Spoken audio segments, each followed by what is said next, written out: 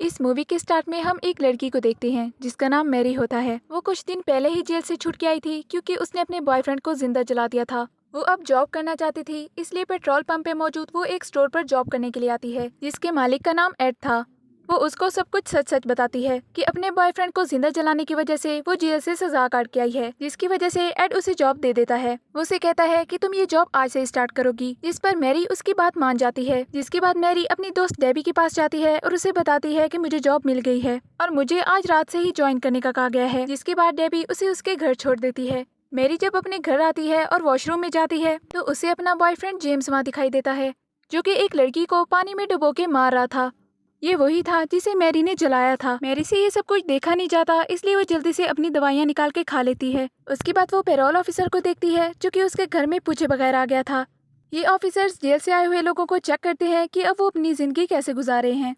उसके बाद वो वॉशरूम को चेक करता है जहाँ पे कोई भी नहीं होता। डॉक्टर्स ने मैरी को बताया था कि उसे एक जहनी बीमारी है, जिसकी वजह से उसे इस तरह की चीजें महसूस होती थी और इसी वजह से वो दवाइयाँ भी लिया करती थी। यानी उसने जो कुछ भी अंदर देखा था वो उसका वहम था। अब वो ऑफिसर उसे समझाता है कि वो अपनी जॉब अच्छे तरीके से करे और जाते हुए वो उसे कहता है कि जहाँ पे वो जॉब करती है वो दोबारा उसे चेक करने के लिए आएगा। अब जब मैरी एक पार्क में खड़ी थी तो उसे दोबारा वहाँ पे जेम्स नजर आता है, लेकिन अचानक वहाँ पे डेबी आ जाती है और मैरी को पता चलता है कि ये उसका दोबारा वहम था। अब वो दोनों एक रेस्टोरेंट पे जाती हैं जहाँ पे मैरी डेबी को बताती है कि उसे इस तरह की बहुत ही अजीब चीजें नजर आती हैं, जिस पर डेबी उसे समझाती है कि तुम्हें इन चीजों को लेकर बिल्कुल परेशान नहीं होना चाहिए और सबसे ज्यादा अपनी जॉब पे फोकस करना चाहिए। उसके बाद जब मैरी घर जाती है तो उसे एक बूढ़ी औरत की कॉल आती है जो उससे कहती है कि जिस तरह तुमने मेरी बेटी को मरते हुए देखा, मैं भी तुम्हें इस तरह मरते हुए देखूंगी। उसकी ये बात सुनकर मैरी बहुत घबरा जाती है। फिर उसकी दोस्त डेबी उसे लेने आती है और मैरी उसके साथ स्टोर की जॉब के लिए निकल जाती है। अब वो दोनों वहाँ पे पहुँच चुकी थी, जहाँ पर डेबी भी अपनी दोस्त मैरी के साथ अंदर जाती है। वहाँ पर स्टोर के मालिक एड का एक मुलाजिम बैठा था जिसका नाम बॉबी था। वो मैरी को सारा काम समझाता है। अब जब मैरी को स्टोर का सारा काम समझ आ गया था तो डेबी वहाँ से जाने का सोचती है, लेकिन वहाँ पर एक आदमी उसे छुप के देख रहा था, जो कि फौरन से आके उसके सर पे हथौड़ी मार देता है और उसे गाड़ी से बाहर निकाल लेता है। अब मैरी को स्टोर का सारा काम समझा के बॉबी भी वहाँ से चला जाता है। उसके जाने के बाद मैरी को चलते फिरते एक लॉकर रूम नजर आता है और जब वो उस रूम से बाहर आती है तो उसे महसूस होता है जैसे उसके अलावा कोई और भी स्टोर में मौजूद है। वो स्टोर को चेक करती है तो उसे वहाँ पे कोई नजर नहीं आता। तभी उसे एक औरत की कॉल आती है। वो औरत पूछती है कि ये स्टोर कब तक खुला रहता है और फिर दोबारा कॉल करने पर वो औरत मैरी के माजी के बारे में पूछती है, जिस पर मैरी काफी ज्यादा घबरा जाती है और उसे लगता है कि ये भी उसका वहम है। आखिर काफी देर बाद उसका एक कस्टमर आता है जो वहाँ से चीजें लेता है और अपना क्रेडिट कार्ड वहीं पे भूल जाता है। जब मैरी उसका क्रेडिट कार्ड देने बाहर जाती है तो उसे लगता है जैसे उसका बॉयफ्रेंड उसकी तरफ आ रहा है, जो कि मुकम्मल आग में जल रहा था। तभी अचानक पीछे से बॉबी आ जाता है। क्योंकि मैरी ने आज ही ज्वाइन किया था इसलिए वो उसे चेक करने के लिए आया था। उसके बाद अंदर जाके बॉबी उसे पूछता है कि तुमने अपने बॉयफ्रेंड को क्यों जलाया था, जिस पर वो उसे बताती है कि मेरा बॉयफ्रेंड एक सीरियल किलर था, उसने काफी लड़कियों की जान ली थी। वो उसे बताती है कि उसे जेम्स के घर में लड़कियों की लाशें मिली थी। जब मुझे ये सब कुछ पता चल गया था तो जेम्स ने मुझे धमकी दी थी कि वो मेरे घर वालों को मार डालेगा और इसी वजह से मैंने उसके पूरे घर को आग लगा दी, लेकिन वो बच गया था। लेकिन कत्ल करने की वजह से वो आज तक जेल में है। खैर अब बॉबी दोबारा से स्टोर को चेक करके वहाँ से चला जाता है। जब वो रास्ते में जा रहा था तो उसकी गाड़ी खराब हो जाती है। अभी वो गाड़ी ठीक ही कर रहा था कि वो आदमी उसे आके मार देता है। दूसरी तरफ स्टोर पे मैरी के पास दो लड़कियाँ आती हैं। उन दोनों लड़कियों में से एक लड़की वॉशरूम जाती है। उसके बाद वो मैरी को आके बताती है कि वॉशरूम में कोई प्रॉब्लम है। मैरी वॉशरूम जाती है तो उसे एक लड़की दिखाई देती है। मैरी खुद को समझाने की कोशिश करती है कि ये सब कुछ उसका वहम है। खुद को नॉर्मल करने के बाद वो वॉशरूम से चली जाती है और वापस आके वो देखती है कि वहाँ पे पेरोल ऑफिसर आया है, जो कि वॉशरूम चला जाता है। उसके जाने के बाद वहाँ पे कस्टमर आता है और मैरी देखती है कि ये कस्टमर कोई और नहीं बल्कि जेम्स है। वो उससे कहता है कि मैं तुम्हारे सामने सब लोगों को मारूंगा, क्योंकि जो कुछ मैरी ने उसके साथ किया है वो उसका बदला लेना चाहता है।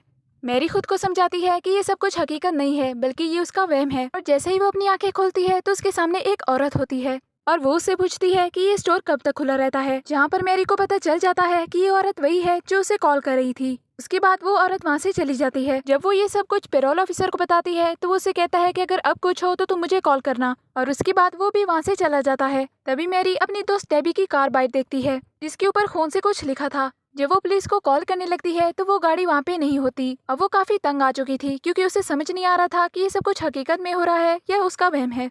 लेकिन तभी वो एक कमरे में देखती है जहाँ पे बॉबी और उसकी दोस्त डेबी वहाँ पे बंधे हुए थे। वो जल्दी से दोबारा स्टोर में आती है तो उसे वहाँ पे वही औरत मिलती है जो थोड़ी देर पहले आई थी, लेकिन वो औरत उसकी मदद करने के बजाय उस पर हमला कर देती है। दरअसल जिन लड़कियों को जेम्स ने कत्ल किया था उनमें इसकी बेटी भी शामिल थी और वो जेम्स के साथ मैरी को भी कसूरवार समझती थी।